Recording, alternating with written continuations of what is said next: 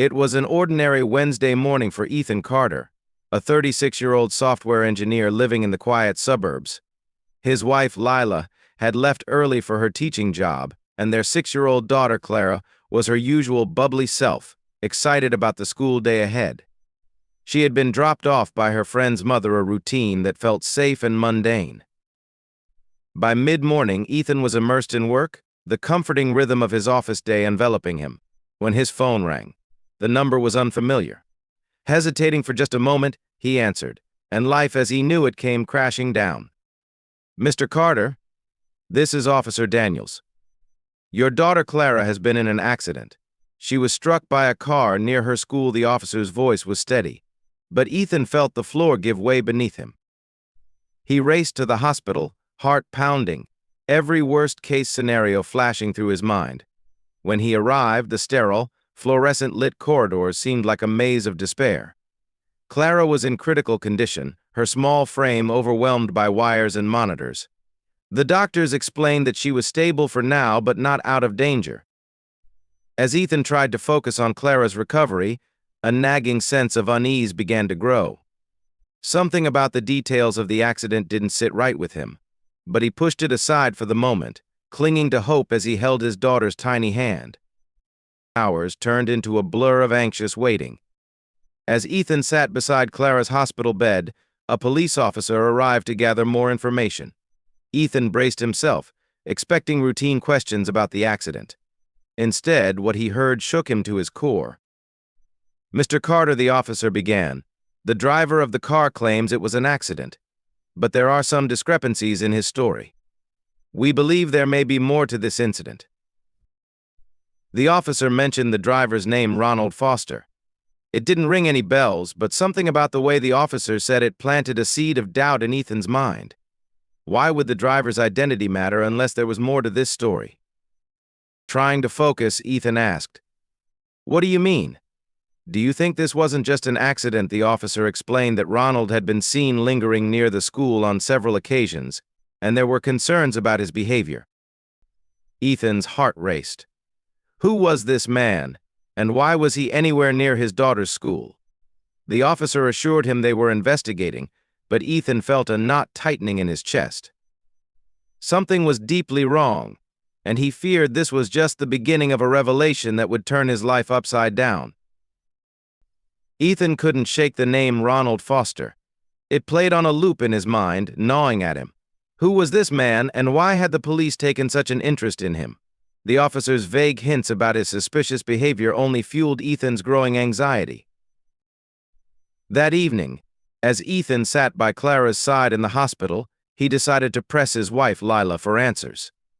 "Have you ever heard of Ronald Foster?" he asked casually, trying not to sound accusatory. Lila froze, her expression betraying a flicker of recognition before she quickly recovered.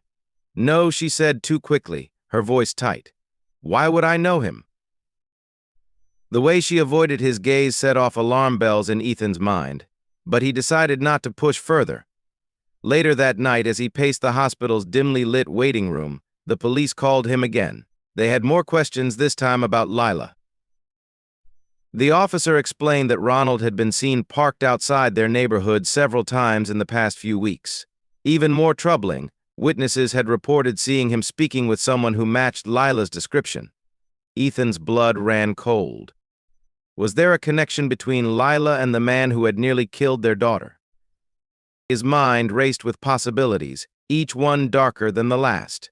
He decided then and there that he needed the truth, no matter how painful it might be. The next morning, Ethan couldn't hold back any longer. As soon as he saw Lila, he confronted her. "Lila, I need to know the truth," he said, his voice trembling with equal parts anger and fear. "Do you know Ronald Foster?" Lila hesitated, her face turning pale. "Ethan, I don't know what you're talking about," she said, but her voice wavered. Ethan wasn't buying it.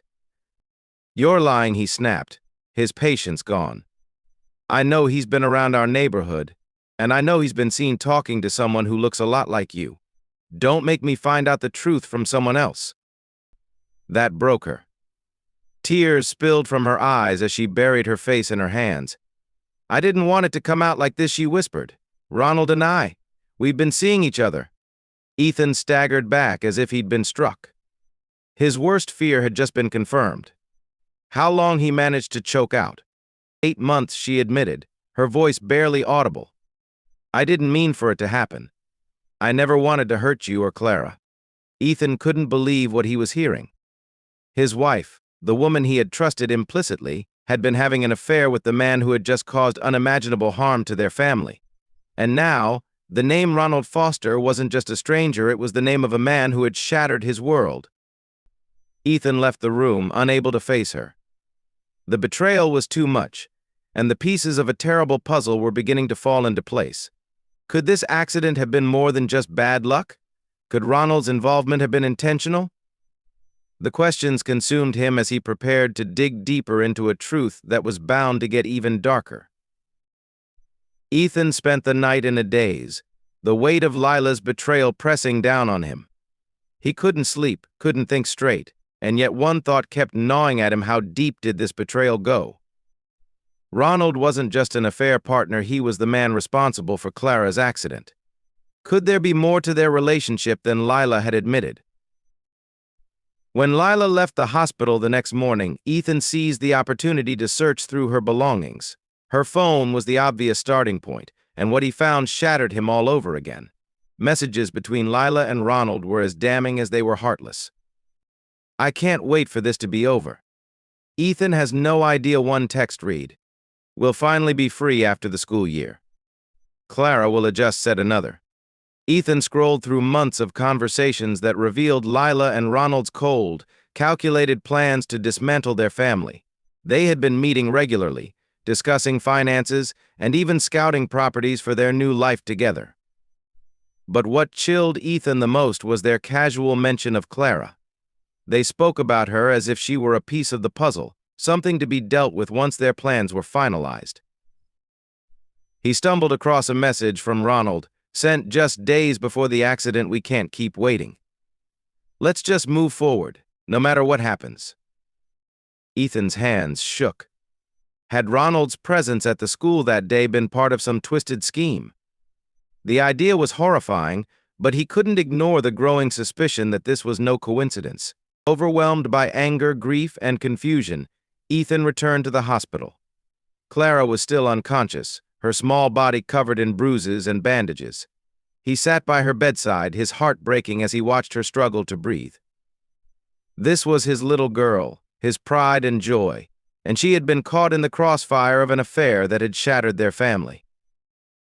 Tears welled up in his eyes as he held her tiny hand. Daddy's here, sweetheart, he whispered, though she couldn't hear him. I'm going to fix this, I promise. But how? His world was crumbling, and every revelation seemed to make things worse. Lila's betrayal was bad enough, but the possibility that Ronald had endangered Clara deliberately was almost too much to bear. Ethan felt torn between wanting to confront Lila and Ronald with everything he'd uncovered and focusing all his energy on Clara's recovery. He thought about the life they had before all of this, the quiet, happy days when Clara's laughter filled the house, and he believed his marriage was unbreakable. Now, everything felt like a lie. Ethan looked at Clara and made a silent vow he would get to the bottom of this. Whatever secrets Lila and Ronald were hiding, whatever role they had played in this tragedy, he would uncover the truth. For Clara's sake, he couldn't let this go. As Ethan sat alone in the hospital waiting room, the weight of everything he had discovered so far pressed down on him like a heavy fog. The name Ronald Foster haunted him. He couldn't shake the growing suspicion that the accident wasn't just a terrible twist of fate. The texts, the timing, Ronald's presence near the school, all of it felt too deliberate. Determined to uncover the truth, Ethan called the police officer handling Clara's case. I need to see the surveillance footage from the area, he said, his voice firm. It took some convincing, but the officer agreed, sensing Ethan's desperation. The footage from the school's security cameras was grainy but clear enough to confirm Ethan's worst fears. Ronald's car wasn't just passing by that morning. It had been parked across the street from the school for over an hour before the accident. Worse, the car didn't swerve or brake suddenly, As one might expect in an accidental collision, it seemed to deliberately speed up just moments before hitting Clara. Ethan's hands trembled as he watched the footage. What was Ronald doing there? Why was he waiting near the school at that time? And most chillingly, had he targeted Clara?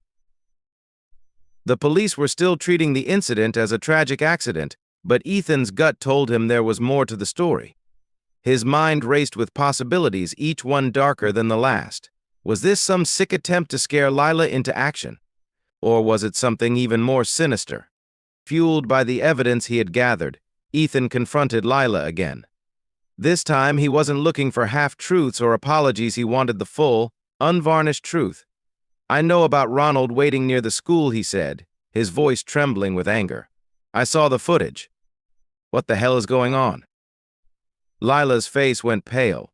She stammered, trying to find the right words, but Ethan wasn't in the mood for excuses. "Tell me everything, or I swear I'll take this to the police right now," he demanded. Finally, Lila broke. "Ronald. He's been pressuring me," she admitted. "He wants me to leave you sooner than I planned," he thought. He thought if something happened to Clara, I'd have no choice but to lean on him. Ethan couldn't believe what he was hearing.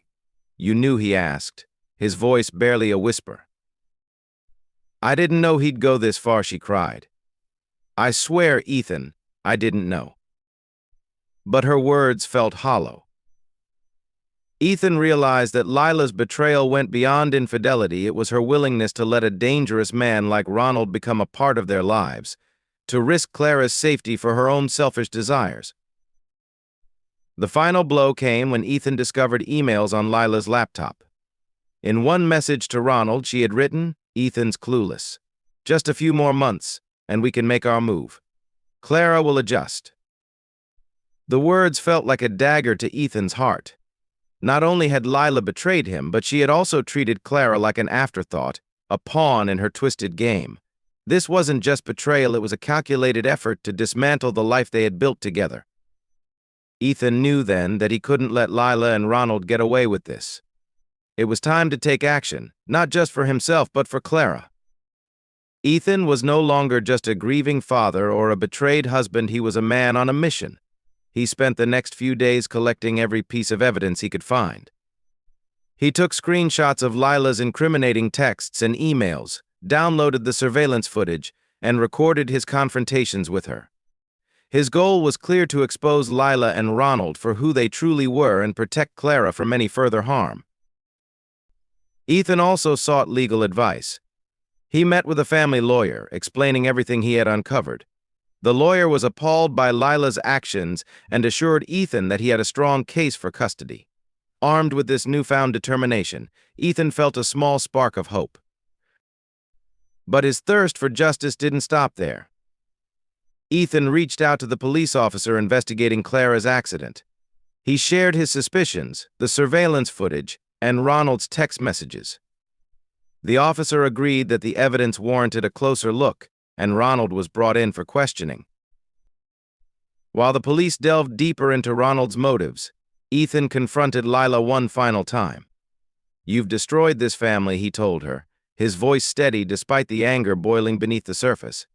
"But I won't let you or Ronald hurt Clara again. You've made your choice, and now you'll face the consequences." Lila's tears and apologies meant nothing to him anymore. Ethan had made up his mind. This wasn't just about revenge. It was about justice and protecting his daughter from the people who had betrayed her. The day of reckoning came sooner than Ethan expected. Ronald's interrogation revealed more than anyone had anticipated. He confessed to intentionally targeting Clara, believing that causing a crisis would push Lila to leave Ethan sooner. His twisted logic was both horrifying and damning, and the police wasted no time charging him with reckless endangerment and other related crimes. In court, Ethan presented his evidence against Lila. The judge, visibly disturbed by her actions and the messages she had exchanged with Ronald, ruled in Ethan's favor. He was granted full custody of Clara, and Lila's visitation rights were heavily restricted. As the legal battles concluded, Ethan felt an overwhelming sense of relief. Justice had been served and Clara was safe, but the scars of betrayal and trauma lingered. Ethan knew it would take time to rebuild his and Clara's lives, but for the first time in weeks, he felt a glimmer of hope. One evening, as Clara lay asleep in her bed at home, Ethan sat by her side. He brushed a strand of hair from her face and whispered, "We're going to be okay, sweetheart. I promise." Thank you for watching this emotional story of betrayal, justice, and resilience. What do you think of Ethan's decisions? Could you have handled things differently in his shoes? Let me know in the comments below. And don't forget to like, share, and subscribe to my channel for more gripping stories like this. Until next time, stay safe and take care.